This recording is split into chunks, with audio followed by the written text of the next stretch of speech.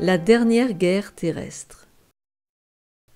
4e épisode, 2 bannières, le sceau de Dieu ou la marque de la bête.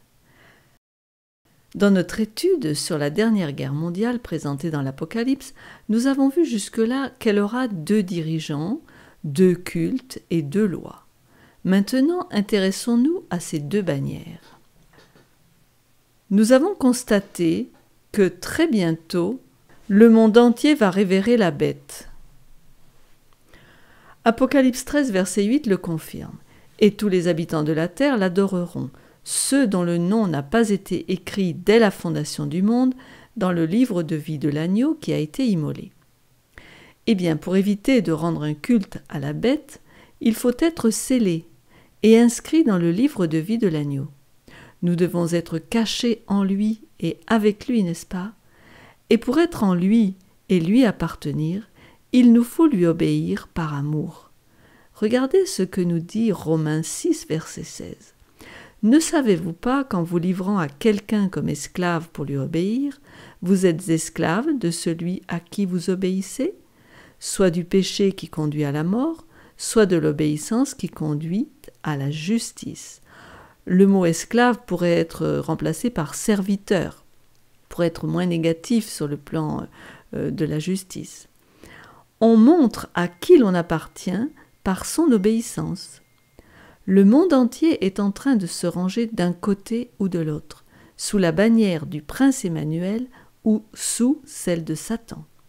En temps de guerre, le drapeau est érigé comme symbole d'autorité, comme signe de loyauté et d'allégeance.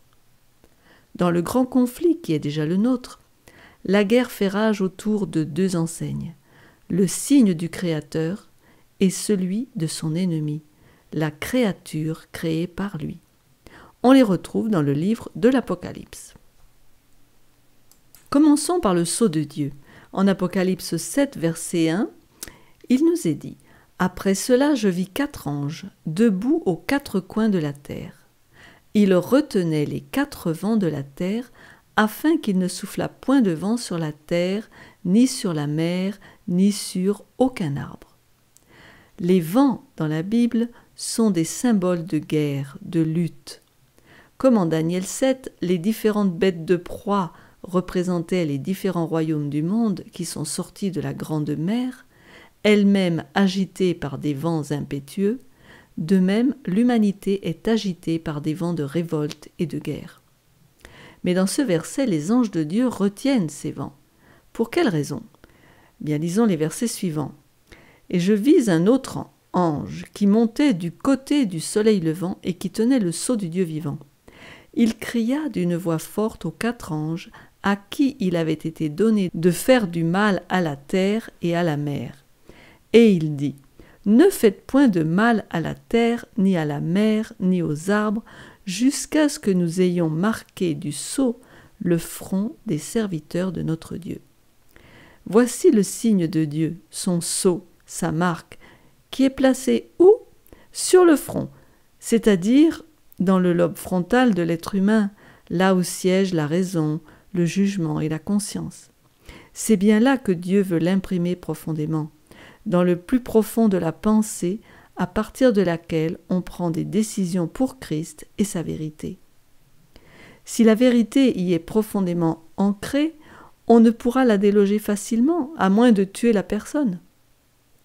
Quand Satan viendra s'attaquer au peuple de Dieu dans cette dernière bataille du grand conflit, il trouvera des personnes absolument impénétrables à ses assauts, et cela va l'étonner grandement. Et les anges retiennent les vents jusqu'à ce que ce travail de scellement soit fini. Cette guerre spirituelle dont nous parlons ne pourra se conclure avant que les serviteurs fidèles de Dieu ne soient scellés sur leur front, c'est-à-dire dans leur caractère. Et le caractère, ce sont les pensées et les sentiments. Alors, coopérons avec Jésus pour qu'il puisse écrire sa loi dans nos cœurs et nos esprits. Alors, le sceau de Dieu, par quoi est-il représenté ? Nous allons lire dans Ézéchiel 20, 20 pour, en langage simple, voir ce qu'est ce signe ou ce sceau. « Sanctifiez mes sabbats, et qu'il soit entre moi et vous un signe auquel on connaisse que je suis l'Éternel, votre Dieu. Quel est ce signe? Le sabbat.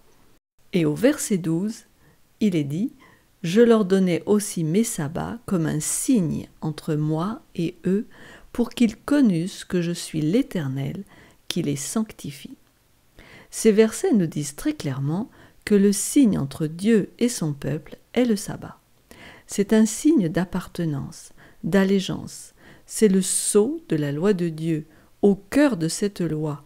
C'est le 4e commandement qui rappelle la création. Souviens-toi du jour du repos pour le sanctifier. Tu travailleras 6 jours et tu feras tout ton ouvrage. Mais le 7e jour, qui est bien un jour précis, est le jour du repos de l'Éternel ton Dieu. Tu ne feras aucun ouvrage, ni toi, ni ton fils, ni ta fille, ni ton serviteur, ni ta servante, ni ton bétail, ni l'étranger qui est dans tes portes. Car en 6 jours l'Éternel a fait les cieux, la terre et la mer, et tout ce qui y est contenu. Il s'est reposé le 7e jour, c'est pourquoi l'Éternel a béni le jour du repos et l'a sanctifié. Intéressant, n'est-ce pas? On a vu que l'enjeu de cette guerre est l'adoration. Mais l'adoration de qui? Du Créateur ou de la créature? Le psaume 95, verset 6 nous dit « Venez, prosternons-nous et humilions-nous, fléchissons le genou devant qui? L'Éternel notre Créateur. On l'adore, on lui rend un culte, parce qu'il nous a créés, il nous a fait. Les idoles, elles, n'ont rien fait. » Vous pouvez lire le chapitre 10 de Jérémie qui en parle. Le Créateur est notre Dieu que nous voulons servir. En Apocalypse 14, on a découvert un groupe de gens qui rendent un culte à Dieu parce qu'il est leur Créateur et qui gardent le sabbat, car c'est un signe de son pouvoir créateur. Nous avons présenté 2 bannières. Alors, après le sceau de Dieu, quelle est celle de son ennemi? En fait, Lucifer, devenu Satan, a étudié les révélations de Dieu depuis le début de la famille humaine. Il a occupé ses énergies à calculer comment contrefaire tout ce que Dieu a fait.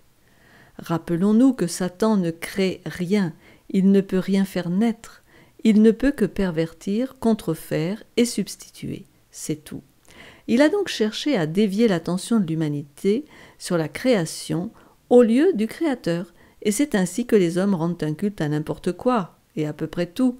La nature, la terre, la fameuse Gaïa, les taureaux, les insectes, les pierres, comme les dolmens, les animaux, les oiseaux, les serpents.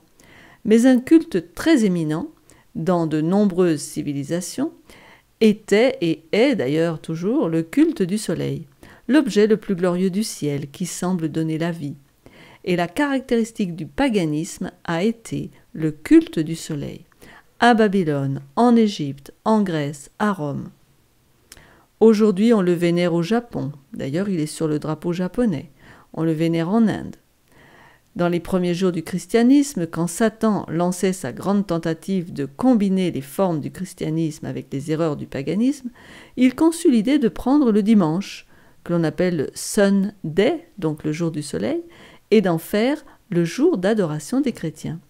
L'empereur romain Constantin promulgua la première loi du dimanche en l'an 321 après Jésus-Christ, 300 ans après lui. L'évêque de Rome avait déjà élevé sa voix en faveur du dimanche pour se distinguer du sabbat juif.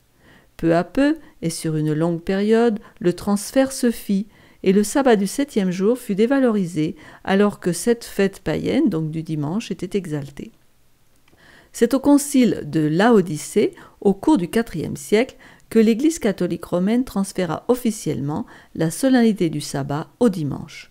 Vous pourrez regarder un catéchisme catholique et vous trouverez ce transfert qui est bien reconnu par cette Église. Ainsi, le dimanche, jour d'adoration pour les chrétiens, doit son origine au paganisme, mais aussi à l'union du paganisme et du christianisme dans ce mystère de l'iniquité qui s'est développé dans la papauté. Alors, qu'est-ce que c'est cette marque de la bête? Nous allons retourner au chapitre 13 de l'Apocalypse. Nous avons déjà évoqué le dragon du chapitre 12 et la bête semblable à un léopard du chapitre 13, impliqués tous deux dans la dernière guerre. Apocalypse 13, verset 11 présente un autre pouvoir qui sort de la terre avec 2 cornes comme un agneau. Lisons ce verset 11. « Puis je vis monter de la terre une autre bête, qui avait 2 cornes, semblables à celles d'un agneau, et qui parlait comme un dragon. » Ce pouvoir représente les USA, qui, quand il ouvre la bouche, parle comme un dragon. Il ressemble à un agneau, mais parle comme un dragon. D'après la prophétie, ce pays va connaître un mouvement pour établir la marque qui vient du paganisme, qui a été adopté par le pouvoir papal. Oui, ce pays obligera les hommes à adopter le dimanche comme jour de repos. Lisons-le, versets 15 à 17. « Et il lui fut donné d'animer l'image de la bête, afin que l'image de la bête parlât, et qu'elle fit que tous ceux qui n'adoreraient pas l'image de la bête fussent tués. Et elle fit que tous, petits et grands, riches et pauvres, libres et esclaves, reçussent une marque sur leur main droite ou sur leur front, et que personne ne put acheter ni vendre sans avoir la marque, le nom de la bête ou le nombre de son nom. Voilà ce qui va arriver. La marque de la bête sera imposée aux USA d'abord, puis dans le monde entier par le gouvernement mondial qui se prépare dans les coulisses.